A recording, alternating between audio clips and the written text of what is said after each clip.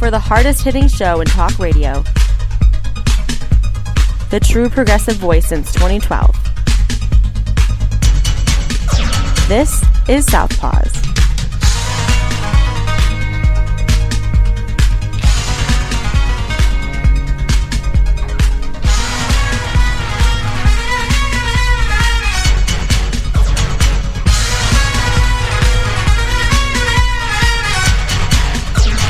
And welcome to Southpaws on the Pacifica Radio Network. We are the leaders of the revolution. I'm Darren Gibson, your host. Today we're going to talk about the protest at the college campuses regarding the Gaza war. A lot of protests around the country. The Democratic Party in Arizona trying to repeal the 19th century abortion ban that has been upheld by Arizona's Supreme Court. Trump might face jail time if he violates his gag order again. The judge has told him, you better behave or else. So we'll talk about that. We've got plenty of stories to talk about. Before we get started with today's topics, a couple of reminders. You can follow us on social media by going to facebook.com/Southpaws Radio Show. You can follow us on X, the former Twitter, at Southpaws Radio. You can follow us on Tumblr at southpawsradioshow.tumblr.com. You can follow us on YouTube and Mastodon by doing a search for Southpaws Radio. You can become a patron of the show by going to patreon.com/Southpaws Radio. You can listen to the show anytime on Apple Podcasts, Spreaker, Podcast Addict, Podvine, and Pandora by doing a search for Southpaws. Once you found our logo, you found us. We send links to our weekly episodes to our Facebook, X, Tumblr, YouTube, and Mastodon accounts. You can listen to us on Global Community Radio Channel 1 every Saturday night at 11 Eastern.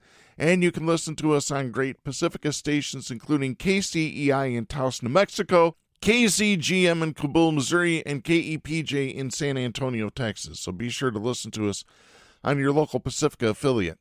Before we get started talking about the clashes on college campuses regarding the Gaza war, we need to let you know that we are recording this show on Thursday, May 2nd, 2024. We are just a couple of days away from the 54th anniversary of the Kent State shooting. And with that, it is very important for us. This is a tradition that we do every year on this show, right around this time. I want to go ahead and play Crosby, Stills, Nash & Young, Ohio in its entirety. Folks, a very important, probably the most important protest song ever in the history of the United States. Here it is.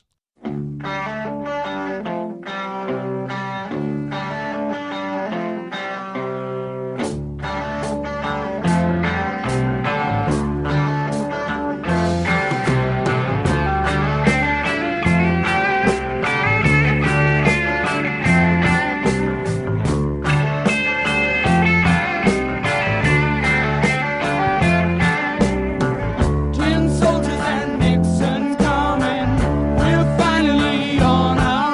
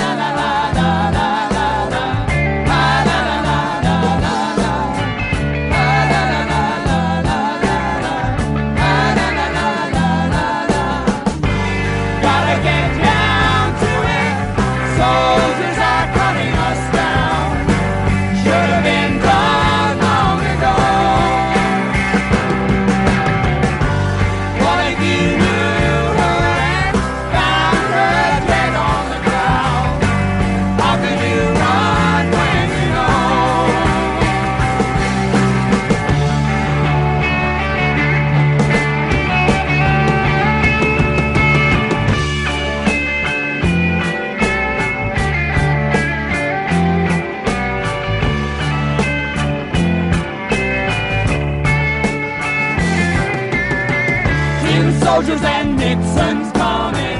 We're finally on our own. This summer I hear the drumming. For dead in Ohio.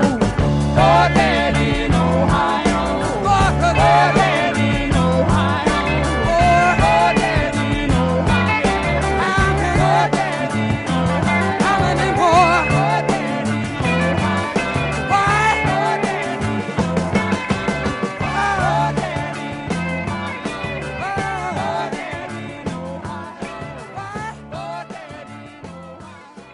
Again, coming up on the 54th anniversary of the Kent State shooting. That was David Crosby, Stephen Stills, Graham Nash, and Neil Young, 4 dead in Ohio. And with that, it gets us forward to what's happening in the country now. There have been clashes on college campuses all across the United States in regard to the Israel-Hamas War. And there have been encampments set up at universities all around the world, at least 100 in the United States. In the state of Michigan, encampments have been set up at Michigan State University, Wayne State University, and the first one to do it was the University of Michigan. I want to get to our first story here. This is Jake Offenhart's Joseph B. Frederick, Ethan Swope, and Stephanie Dazio writing for the Associated Press. This is dated May 1st out of Los Angeles. Dueling groups of protesters clashed overnight at the University of California, Los Angeles, shoving, kicking, and beating each other with sticks after pro-Israel demonstrators tried to pull down barricades surrounding a pro-Palestinian encampment. Hours earlier, police burst into a building occupied by anti-war protesters at Columbia University, breaking up a demonstration that had paralyzed the school. After a couple hours of scuffles between demonstrators at UCLA, police wearing helmets and face shields slowly separated the groups and quelled the violence. The scene was calm as day broke. UCLA canceled classes Wednesday and urged people to avoid the area where the fighting broke out. The school's library won't reopen until Monday, and Royce Hall, which authorities said was vandalized, is closed through Friday. UCLA stationed law enforcement officers throughout campus. 10 encampments of protesters calling on universities to stop doing business with Israel or companies that support the war in Gaza have spread across campuses nationwide in a student movement unlike any other this century.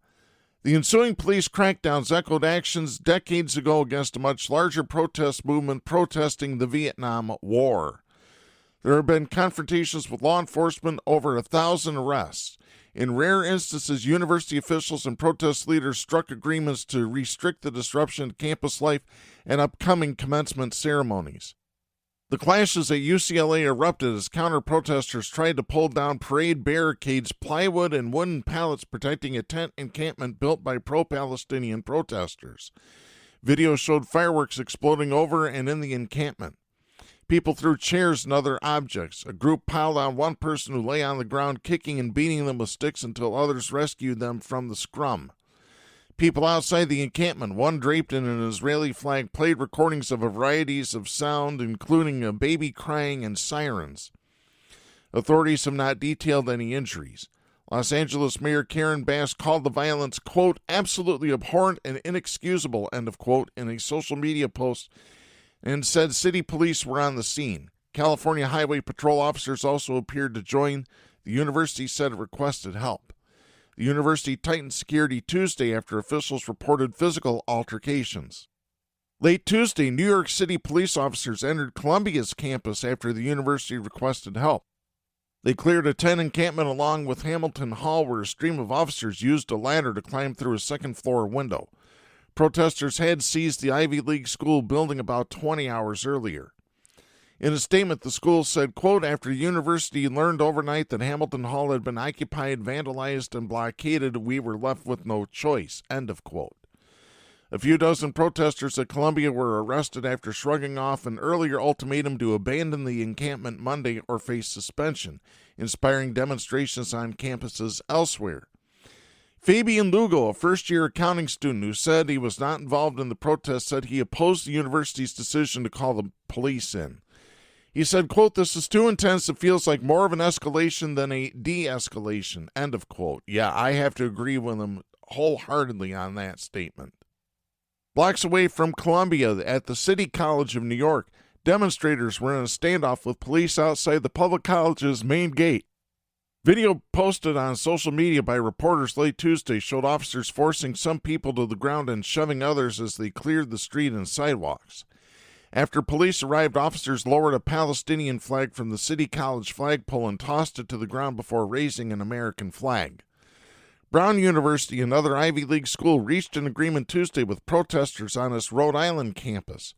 Demonstrators said they would close their encampment if administrators considered divestment from Israel in October. Apparently the first time a U.S. college has agreed to protester demands to vote on divestment. Meanwhile, at Northern Arizona University in Flagstaff, police in riot gear closed in on an encampment late Tuesday and arrested about 20 people for trespassing. University officials had warned the students would face criminal charges if they did not disperse. First-year student Braden Lang watched from the sidelines. He said, quote, "I still know very little about this conflict, but the deaths of thousands is something I cannot stand for," end of quote. Police also cleared an encampment Wednesday at Tulane University in New Orleans and took down all but one tent at the University of Wisconsin in Madison, where police with shields shoved protesters, resulting in a scrum and at least a dozen arrests. 4 officers were injured, including a state trooper who was hit in the head with a skateboard. That's according to University of Wisconsin police spokesperson Mark Lovicott. California State Polytechnic University, Humboldt, was tallying damage after police on Tuesday cleared protesters from 2 halls that they had occupied since early last week. Of those arrested, 13 are students, 1 is a faculty member, and 18 are not students, according to the university in a statement. The nationwide campus protests began in Columbia in response to Israel's offensive in Gaza after Hamas launched a deadly attack on southern Israel on October 7th. Militants killed about 1,200 people, most of them civilians, and took roughly 250 hostages. Vowing to stamp out Hamas, Israel has killed more than 34,000 Palestinians in the Gaza Strip, according to the health ministry there. As ceasefire negotiations appeared to gain steam, it wasn't clear whether those talks would lead to an easing of protests. Israel and its supporters have branded the university protests as anti-Semitic, which I say that's BS right there. No, they're not. While Israel's critics say it uses those allegations to silence opposition. That I could agree with 100%. Although some protesters have been caught on camera making anti-Semitic remarks or violent threats, organizers of the protests, some of whom are Jewish, say it is a peaceful movement aimed at defending Palestinian rights and protesting the war. Columbia's police action happened on the 56th anniversary of a similar move to quash the occupation of Hamilton Hall by students protesting racism and the Vietnam War. The police department had said officers wouldn't enter without the college administration's request or an imminent emergency. Now law enforcement will be there through May 17th when the university's commencement events are scheduled to end. In a letter to senior police officials, Columbia President Nimat Shafik, who uses the first name Manouche, said the administration asked officers to remove protesters from the occupied building and a tent encampment, quote, with the utmost regret, end of quote. New York City Mayor Eric Adams, a Democrat and former police captain, insisted that while students were among those who entered Hamilton Hall, quote, it was led by individuals who were not affiliated with the university, end of quote. Adams provided no evidence to back up this contention, saying revealing those details would be too sensitive to an ongoing law enforcement investigation. I have this to say about that. No, they wouldn't.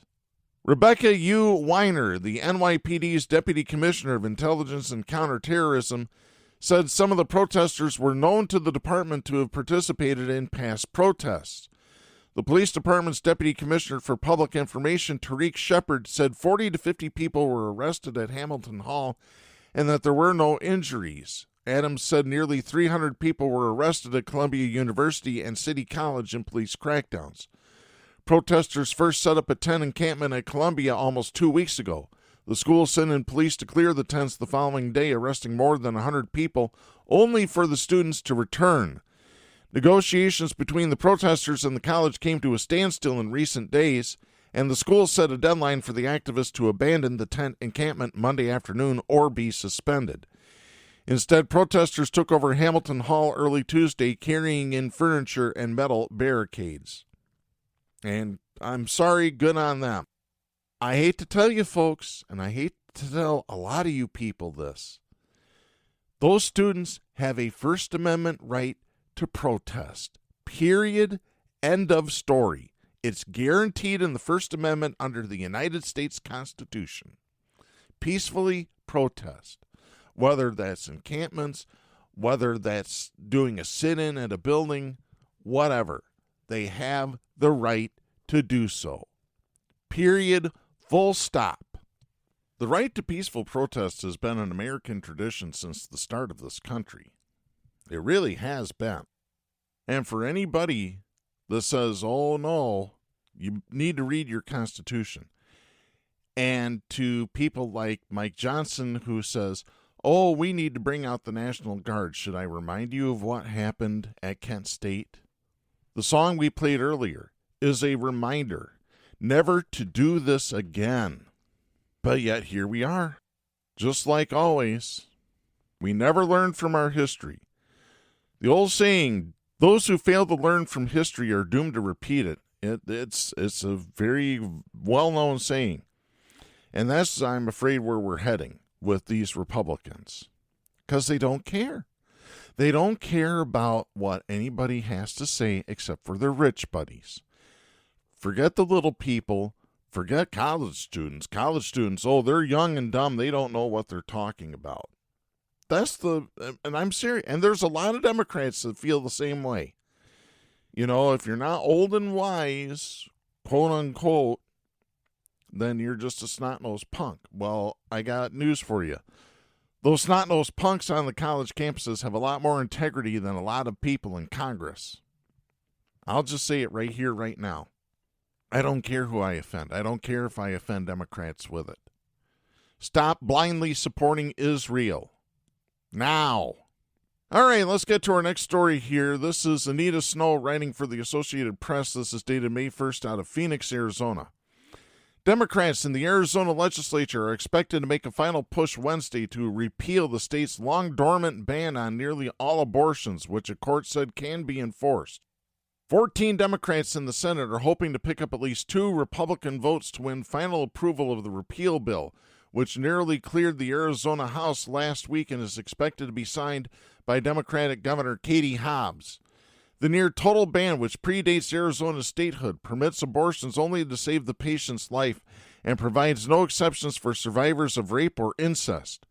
In a ruling last month, the Arizona Supreme Court suggested doctors could be prosecuted under the 1864 law, which says that anyone who assists in an abortion can be sentenced to 2 to 5 years in prison. If the repeal bill is signed, a 2022 statute banning the procedure after 15 weeks of pregnancy would become Arizona's prevailing abortion law. Still, there would likely be a period where nearly all abortions would be outlawed because the repeal won't take effect until 90 days after the end of the legislative session, likely in June or July. Advocates on both sides of the abortion issue arrived outside the Arizona Senate before the vote Wednesday to emphasize their views. They included people affiliated with Planned Parenthood and faith-based groups opposed to abortion. A school-age girl kneeled in prayer in front of a table holding a large statue of the Virgin Mary while a man with a megaphone shouted at passers-by to repent. Karen Friggin, who was handing out brochures from the Arizona Right to Life, said, quote, "I am expecting it will be repealed, but I am praying it won't be," end of quote. Democratic Attorney General Chris Mays, who opposes enforcement of the 19th century law, has said that the earliest the state can enforce the law is June 27th, though she has asked the state's highest court to block enforcement for a 3-month period ending sometime in late July.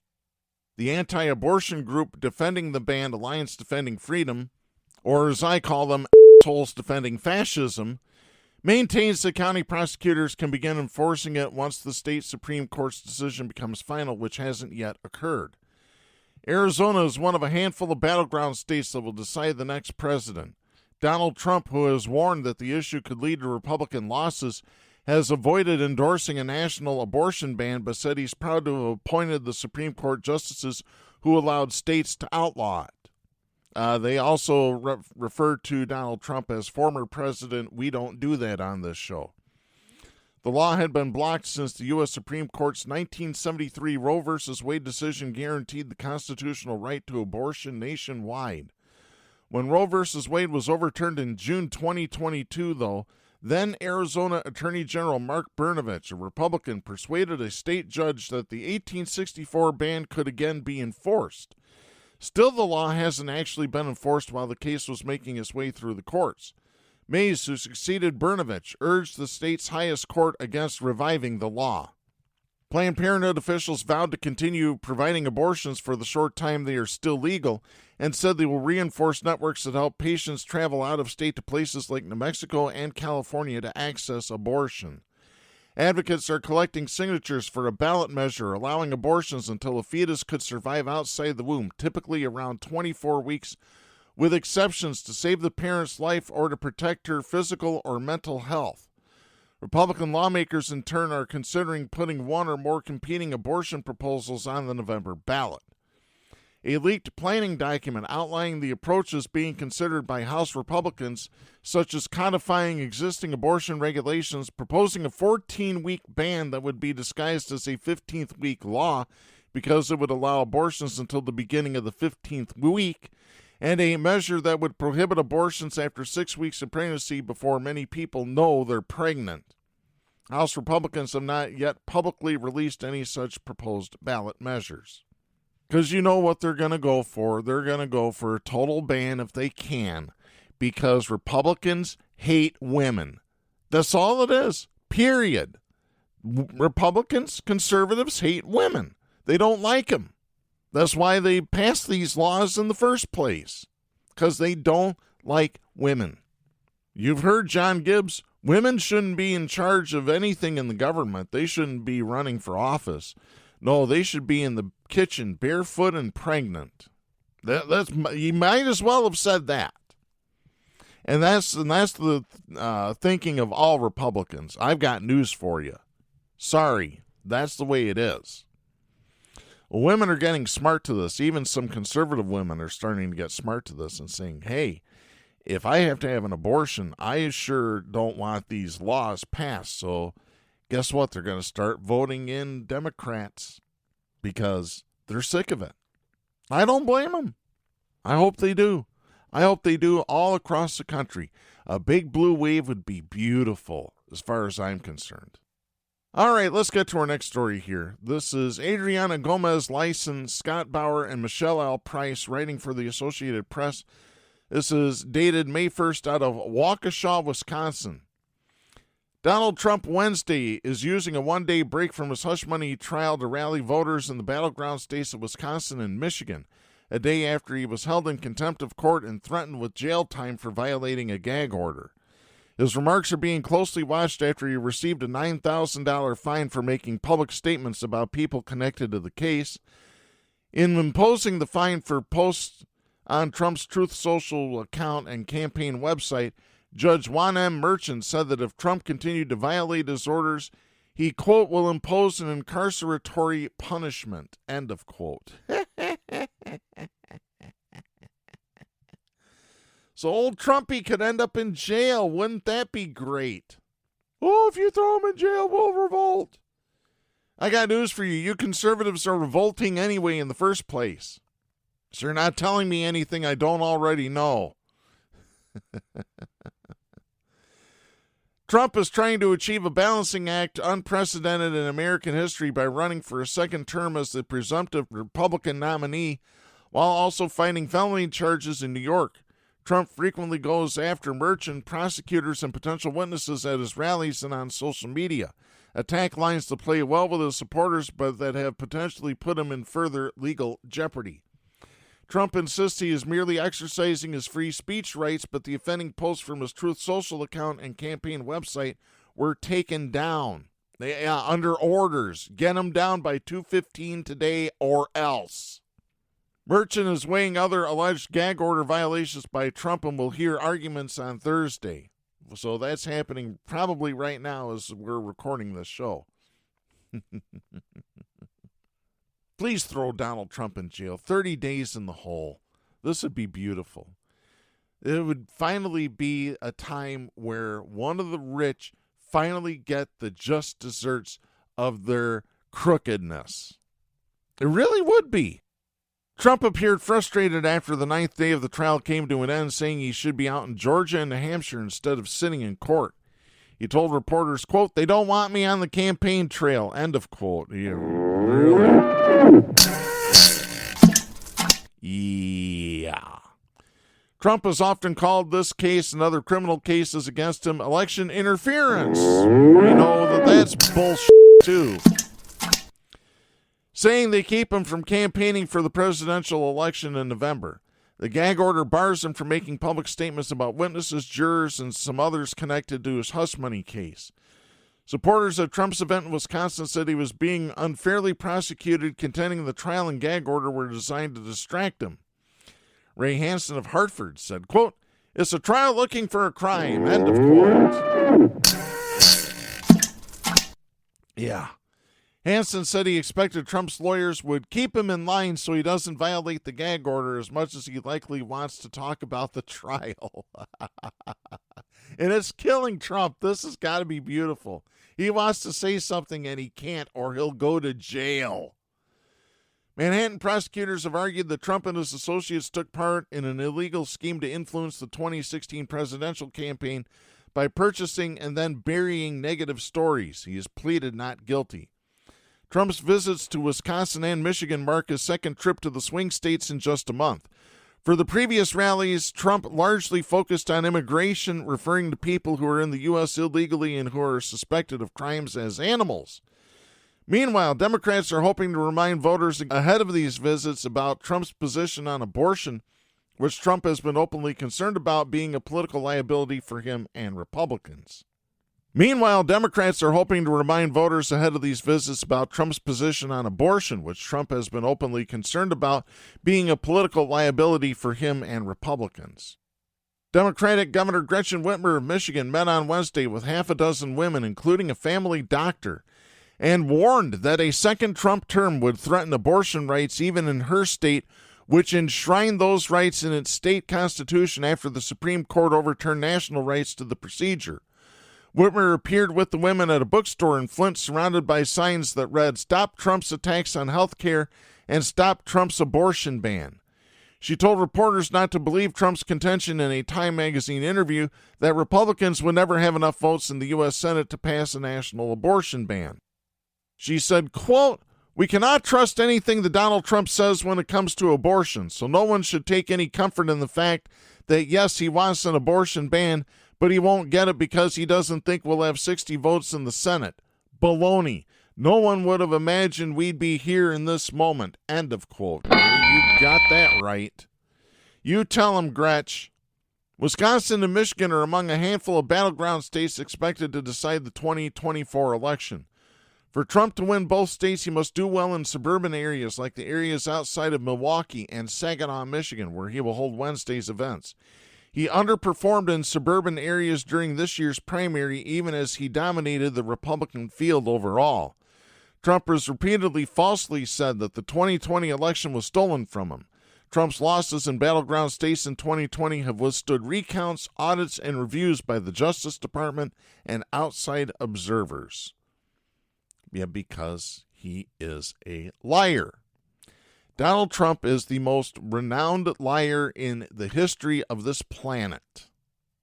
Period. More than George Santos, it's Donald Trump.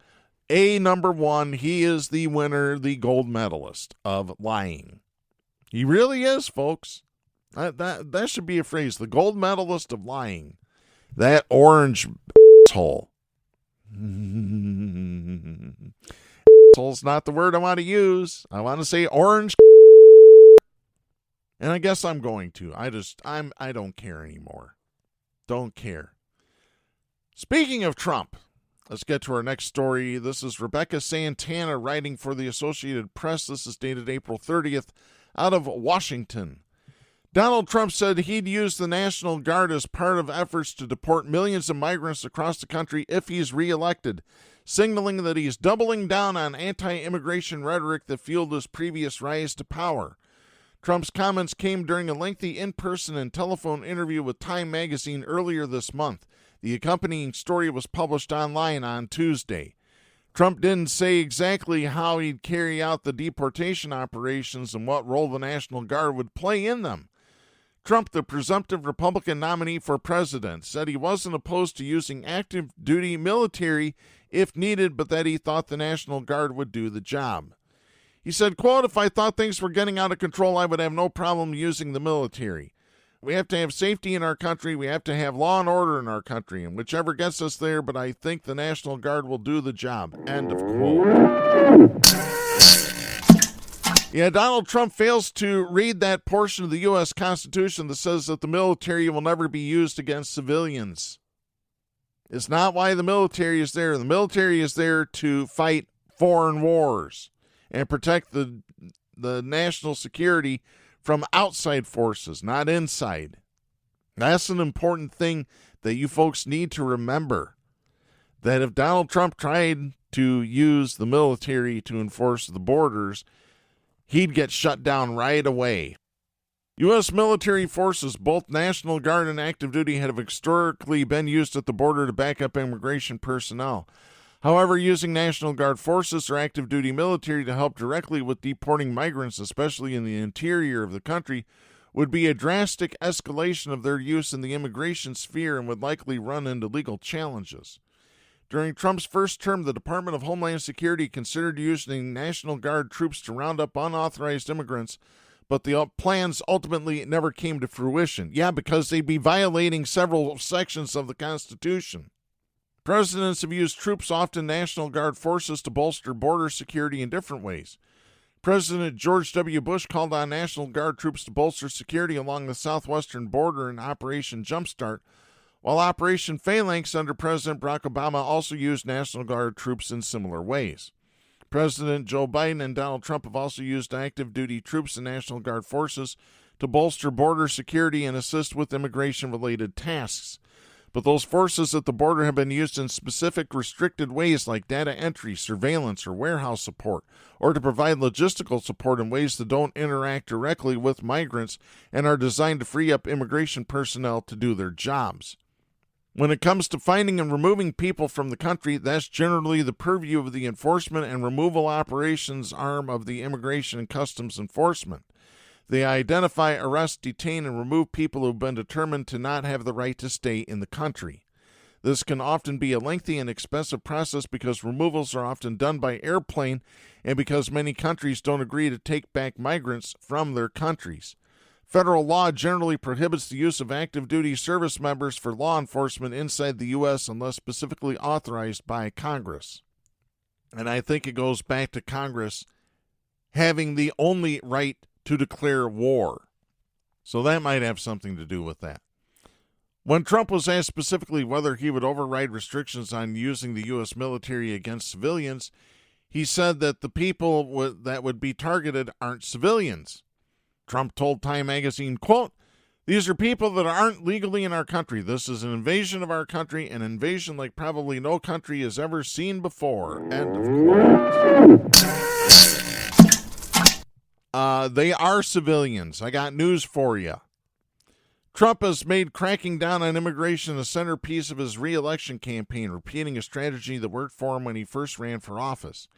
He's accused migrants of, quote, "poisoning the blood of the country," end of quote, and referred to people in the U.S. illegally who are suspected of committing crimes as animals. He's vowed to end birthright citizenship and reimpose his travel ban that originally targeted 7 Muslim-majority countries. Yeah, by the way, ending birthright citizenship, that would require a rewrite of the entire United States Constitution. You can't do it with an amendment because it's in the body of the Constitution. It's in the articles. So there's that, folks. Oh, I hate Donald Trump. I can't stand his lying mouth. I can't stand that vulgar, violent, lying mouth anymore. Sick of it. Oh.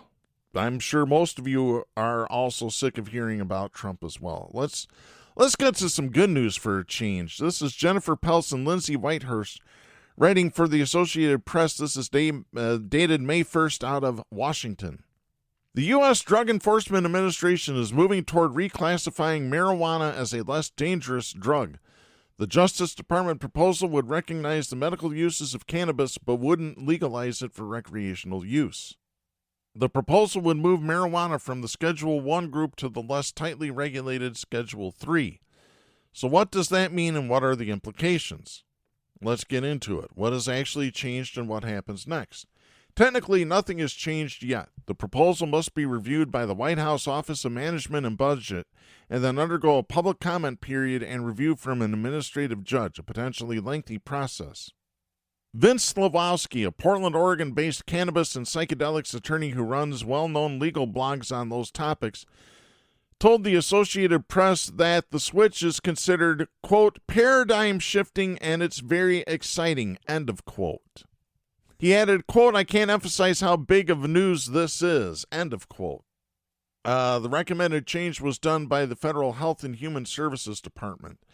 It came after President Joe Biden asked both HHS and the Attorney General, who oversees the DEA, last year to review how marijuana was classified. Schedule I put it on par legally with heroin, LSD, Quaaludes, and ecstasy, among others. White House Press Secretary Karen Jean-Pierre said Thursday that Biden, a Democrat, supports legalizing medical marijuana for use, quote, where appropriate, consistent with medical and scientific evidence. That's why it's important for this independent review to go through, end of quote. If marijuana gets reclassified, would it legalize recreational cannabis nationwide?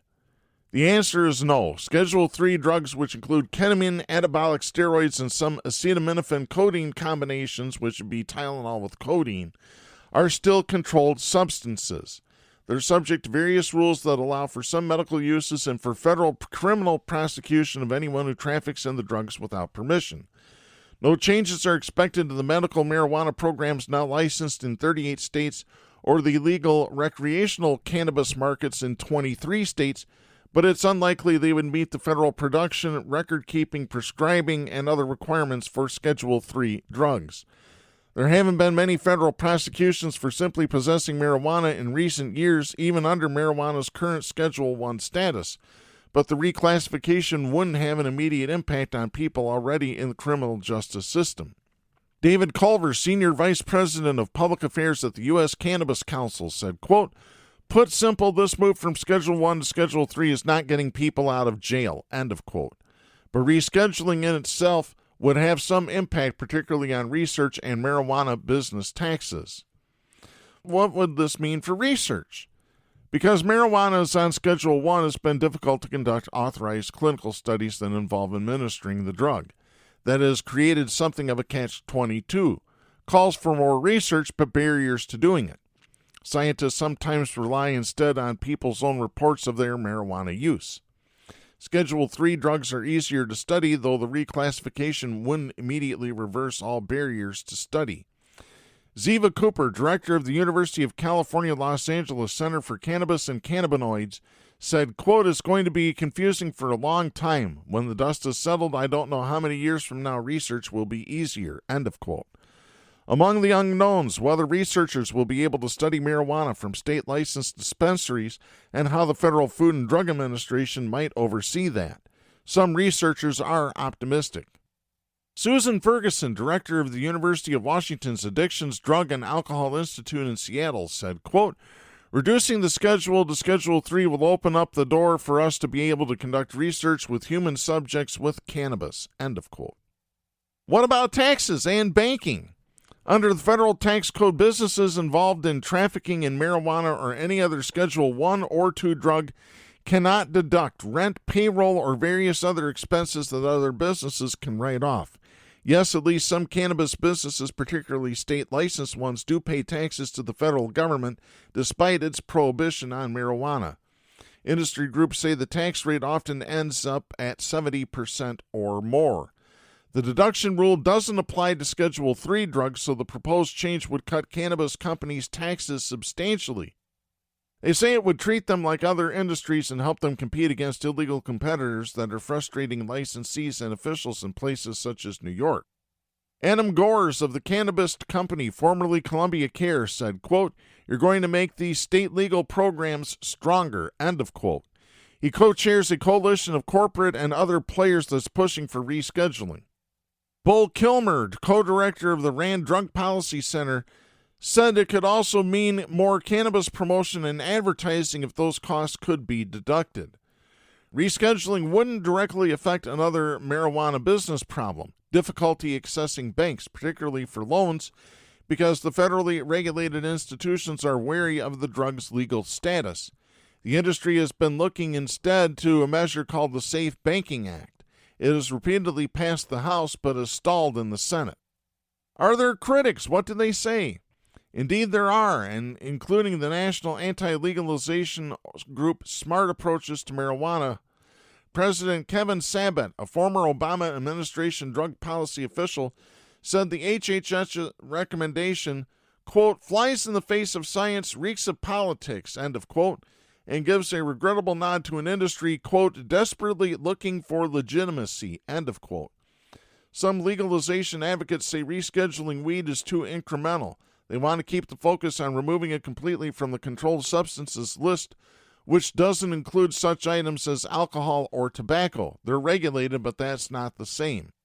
Paul Armentano, the deputy director of the National Organization for the Reform of Marijuana Laws, or NORML, said that simply reclassifying marijuana would be, quote, perpetuating the existing divide between state and federal marijuana policies, end of quote. Calico Castile, past president of the Minority Cannabis Business Association, said rescheduling just rebrands prohibition rather than giving an all-clear to state licensees and putting a definitive close to decades of arrests that disproportionately pulled in people of color. He said, quote, Schedule 3 is going to leave it in this kind of amorphous, mucky middle where people are not going to understand the danger of it still being federally illegal, end of quote. So hopefully the reclassification of Schedule 1 to Schedule 3 will lead eventually to it being taken off schedule. Oh boy, all right. I'm going to get very angry right now.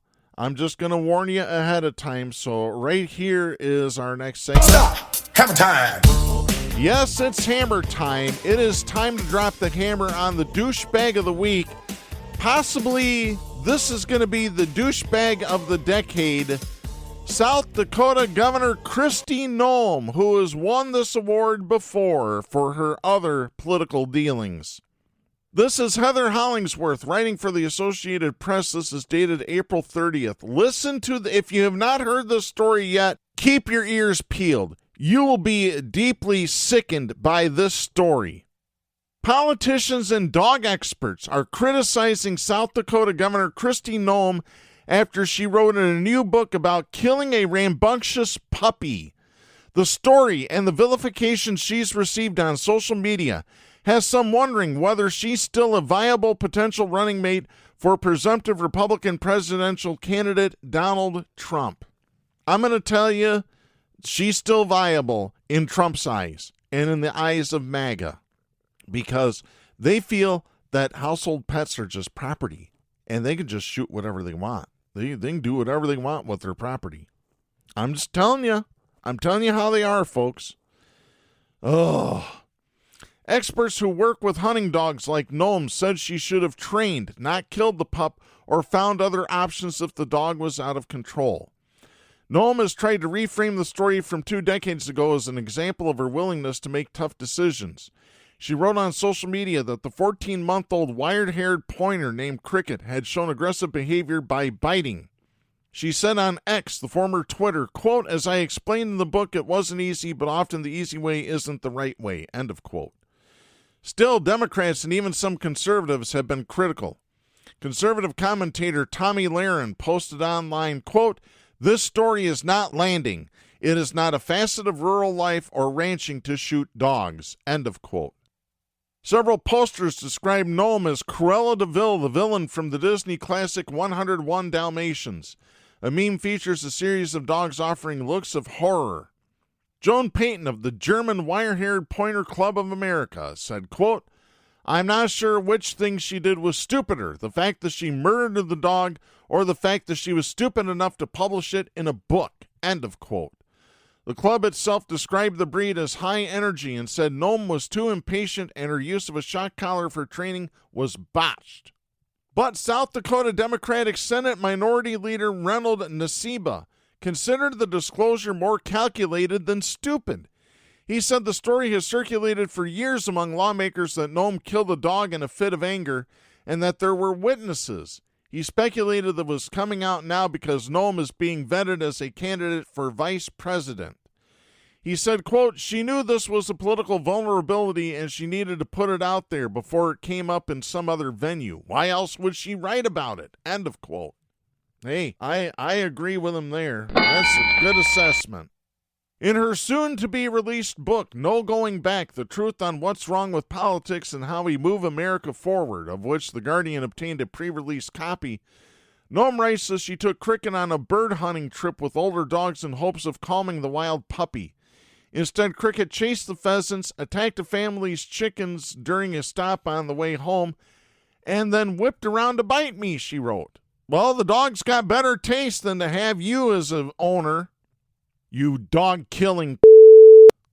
And that's how I'm going to refer to Kristi Noem in the future. Dog-killing.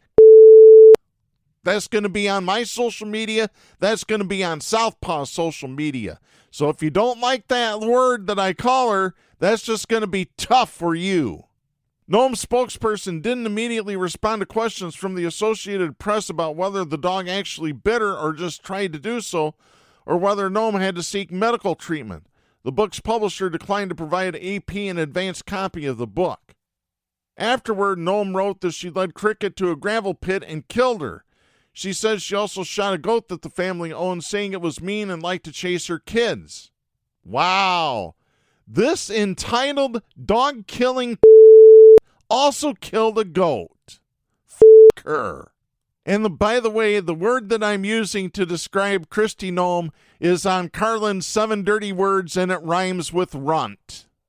I hope you all are offended by it, because I'm offended by Kristi Noem. The response to the story was swift. Democratic Minnesota Governor Tim Walz posted on X, quote, post a picture with your dog that doesn't involve shooting them and throwing them in a gravel pit. I'll start, end of quote. The post included a photo of him feeding ice cream off a spoon to his Labrador mix named Scout. President Joe Biden's re-election campaign added a photo of the president strolling on the White House lawn with one of his 3 German shepherds. 2 of Biden's dogs, Major and Commander, were removed following aggressive behavior, including toward White House and Secret Service personnel. The oldest dog, Champ, passed away. Democrat Hillary Clinton reposted a 2021 comment in which she warned, quote, don't vote for anybody you wouldn't trust with your dog, end of quote. She added Monday, quote, still true, end of quote. Conservative political commentator Michael Knowles said on his titular podcast that while Noam could have handled the situation differently, quote, there is nothing wrong with a human being humanely killing an animal, end of quote. Really? He later added, quote, 50 years ago, this political story would not have made anyone in most of America bat an eyelash, and the fact that it does today tells you something. Not about the changing morality of putting down a farm animal, but about the changing politics of America. End of quote. No, it's telling you don't kill an animal. Don't kill defenseless animals. He later said that the story is, quote, extremely stupid and insignificant, end of quote, because Noam doesn't have a chance of being selected as Trump's running mate. Well, I can agree there, because I guess Knowles is saying that women don't belong in the political realm. They belong in the kitchen, barefoot and pregnant, just like John Gibbs said. You know? I'm telling you, this is typical. This is typical Republican bullshit. Payton, who is a delegate to the Animal Kennel Club and lives in Bakersfield, California, said the situation was a mess from beginning to end. She said, quote, that was a puppy that had no experience, obviously no training. If you know a minuscule amount about a bird dog, you don't take a 14-month-old out with trained adult dogs and expect them to perform. That's not how it works, end of quote. The club itself said puppies learn best by hunting one-to-one with their owners, not with other dogs. Payton said that when problems arose, Noam should have called the breeder or contacted rescue organizations to find new homes for the breed. Among those groups is a national German wirehair pointer rescue, which called on Noem in a Facebook post to take accountability for her, quote, horrific decision, end of quote, and to educate the public that there are more humane solutions. The group's board of directors wrote in the post, quote, sporting breeds are bred with bird hunting instincts, but it takes training and effort to have a working field dog, end of quote. Payton described Cricket as nothing more than a baby, saying the breed isn't physically mature until it's 2 years old and not fully trained until it's 3 to 5 years old. She added, quote, this was a person that I thought was a pretty good lady up until now. She was somebody that I would have voted for, but I think she may have shot herself in the foot, end of quote. Too bad she didn't. Dog killing Kristi Noem. Dog killing. Oh, I am so pissed off right now. I just want to, I'm sorry. If you kill animals, you are not a good person. Ever. Oh, my God. You folks don't understand the anger that I have toward Kristi Noem right now. You really don't. And I'd love to say what I want to say, but I'd get a call from the South Dakota State Police. You can guarantee it. Oh, unbelievable. So, to the dog-killing Kristi Noem, we have this message for you. Don't be a douchebag. Exactly. There's nothing more douchebaggish than somebody killing a defenseless animal for no reason whatsoever. Let me add one final time, dog-killing Kristi Noem. And I'm going to go ahead. Let's get to our next story here. I'm hot. My blood pressure is way up. Let's get to our next story here. This is some good news for the United Methodist Church. This is Peter Smith writing for the Associated Press. This is dated May 1st out of Charlotte, North Carolina.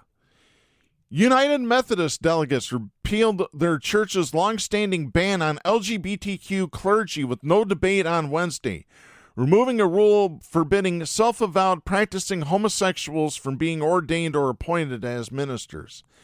Delegates voted 692 to 51 at their general conference, the first such legislative gathering in 5 years.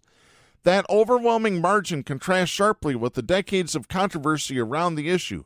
Past general conferences of the United Methodist Church have steadily reinforced the ban and related penalties amid debate and protest, but many of the conservatives who had previously upheld the ban have left the denomination in recent years, and this general conference has moved into a solidly progressive direction. Beautiful. I love it. Applause broke out in parts of the convention hall Wednesday after the vote. A group of observers from LGBTQ advocacy groups embraced, some in tears. One said, "Thanks be to God," end of quote. The change doesn't mandate or explicitly affirm LGBTQ clergy, but it means the church no longer forbids them. It's possible that the change will mainly apply to U.S. churches, since United Methodist bodies in other countries, such as in Africa, have the right to impose the rules for their own regions. The measure takes effect immediately upon the conclusion of General Conference scheduled for Friday. The consensus was so overwhelmingly that it was rolled into a consent calendar, a package of normally non-controversial measures that are bundled into a single vote to save time.